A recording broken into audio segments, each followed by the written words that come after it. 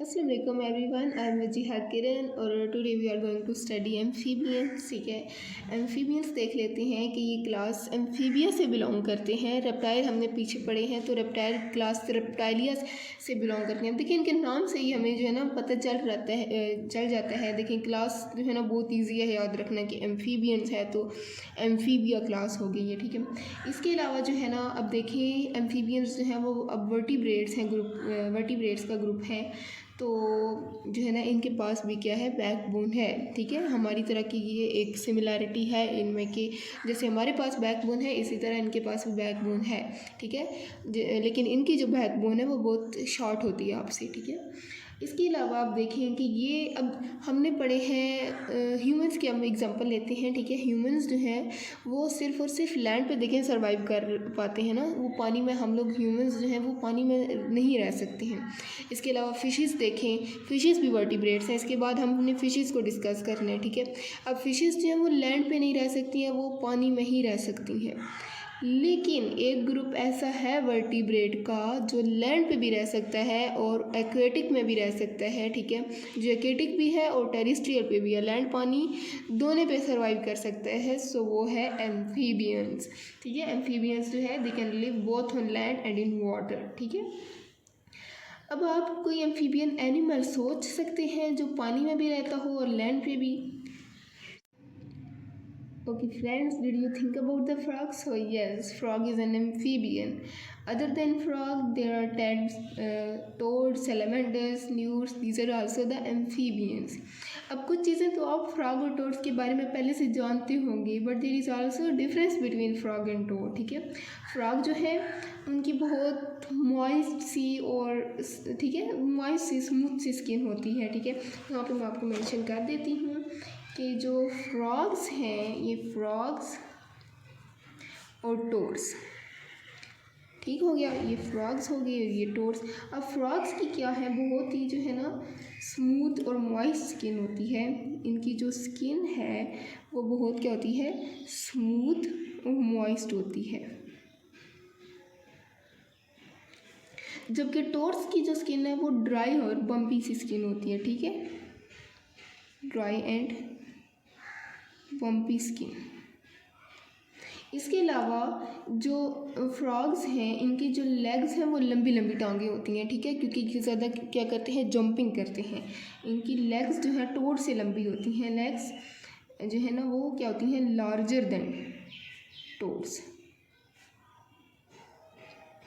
इनकी टोड्स की लेग जो है ना वो शॉर्टर होती हैं, क्योंकि ये जंपिंग से ज़्यादा ना वॉकिंग को प्रेफरेंस देते हैं। ठीक हो गया, इसकी हो गया फ्रॉग्स और टोड्स का नॉर्मल सा डिफरेंस। ठीक है, अब क्या होता है कि ये जो एम्फीबियंस हैं ये क्या है, वार्म ब्लडेड नहीं है हमारी तरह, ये क्या है, कोल्ड ब्लडेड एनिमल है। ठीक है, एम्फीबियंस जो है वो कोल्ड ब्लडेड हैं। जैसे रेप्टाइल हमने देखे हैं कि वो भी कोल्ड ब्लडेड थे, अपना बॉडी जो टेम्परेचर है उसको चेंज करते रहते हैं। ठीक है, अब चूँकि मैंने आपको बोला है कि ये लैंड पे भी रहते हैं और वाटर में भी रहते हैं, मीन्स कि आधी ज़िंदगी जो है ना वो अपने पानी में गुजार देते हैं और आधी ज़िंदगी जो है ये लैंड पे गुजारते हैं। ठीक है, सो ये कैसे सांस लेते होंगे, पानी में कैसे सांस लेते हैं और जो है ना वो लैंड पे कैसे सांस ले लेते हैं, कैसे सर्वाइव करते हैं ये दोनों जगहों पे?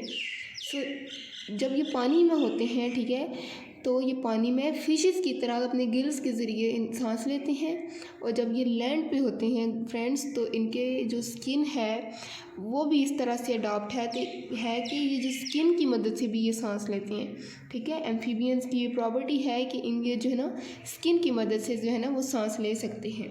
इसके अलावा लंग्स भी होते हैं इनके पास, गैस एक्सचेंज के लिए इनको लंग्स और स्किन जो है ना वो दोनों से ये सांस ले लेते हैं। अच्छा, नेक्स्ट बात ये है कि ये जो है ना एम्फीबियंस के बारे में ये है कि ये पानी नहीं पीते हैं। ठीक है, ये एक इंटरेस्टिंग बात ये है कि एम्फीबियंस जो है ना पानी बिल्कुल भी नहीं पीते हैं, ये सिर्फ पानी को एब्जॉर्ब करते हैं अपने अंदर। ठीक है, अब एक एडल्ट एम्फीबियन है वो पानी के करीब करीब रहता है ताकि उसकी स्किन जो है वो वेट रहे। ठीक है, ताकि उसको प्रॉब्लम ना हो। ठीक है, अब ये क्या करते हैं कि ये पानी नहीं पीते हैं, सिर्फ स्किन के ज़रिए जो है ना वाटर को एब्जॉर्ब करते हैं। ठीक है, एक और बात ये कि साल्ट वाटर में जो है ना सर्वाइव नहीं कर पाते हैं, ठीक है। आपने नदी नालों में या तालाब वगैरह में, पॉन्ड स्ट्रीम्स वगैरह में, ठीक है, आपने हालांकि गढ़ों खड्डों में भी जो है ना आपने फ्रॉग्स को देखा होगा, लेकिन साल्ट वाटर में या ओशन सी वाटर में आपने कभी फ्रॉग नहीं देखे होंगे, क्योंकि साल्ट जो है वो इनके लिए एक ज़हर है, ठीक है। अब साल्ट क्या करते हैं, अगर ये साल्ट वाटर में रह भी रहे हैं तो क्या होगा कि साल्ट जो है वो इनकी स्किन को डिहाइड्रेट कर देगा, क्योंकि इन्होंने अपनी स्किन को मॉइस्ट रखना है, ठीक है। सो इनको ब्रीदिंग में और जो है ना रहने में, पानी और दूसरी लैंड पे रहने में इनको ईजी होती है, ठीक है।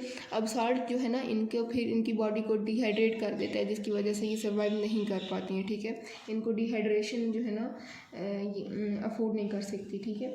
उसके अलावा आप देखें कि एम्फीबियंस जो है ना ये भी एग लेइंग करती हैं, ये जो है ना डायरेक्टली यंग वन को बर्थ नहीं देते हैं, ठीक है। इनका जो एग होता है वो एक बहुत ही जेली लाइक एग होता है, फिर एग से जो है ना वो अडल्ट बहुत सी स्टेजेस से होके जो है ना फिर अडल्ट बनता है, जैसे टैडपोल बना, लार्वी बनी, लार्वी से जो है ना अडल्ट बना। तो ये जो स्टेजेस हैं इनको मेटामॉर्फोसिस कहते हैं। मेटामॉर्फोसिस मैंने यहाँ पे मेंशन भी किया है, ठीक है। एज यू कैन सी कि dramatic transformation from aquatic larvae to terrestrial adult is called metamorphosis. Metamorphosis क्या है बेसिकली कि ये जो है ना एक होते हैं, प्रोफाउंड चेंजेस होते हैं, ठीक है, जो एक उसकी फॉर्म में, यंग वन की फॉर्म में, स्ट्रक्चर में, उसकी फंक्शन में चेंजेस आ रहे हैं, जो उसको जो है ना अडल्ट बनने तक के जो प्रोसेसेस हैं उसको क्या कहते हैं, मेटामॉर्फोसिस, ठीक है। अब मेटामॉर्फोसिस क्या है, ठीक है, ये आपको पता चल गया है कि ये चेंजेस जो है ना वो एम्फीबियंस में क्या होती है, मेटामॉर्फोसिस हो रही है, ठीक है। अब इसकी हल्की फुल्की सी हम देख लेते हैं, लाइफ साइकिल देख लेते हैं, ठीक है। एग आपको मैंने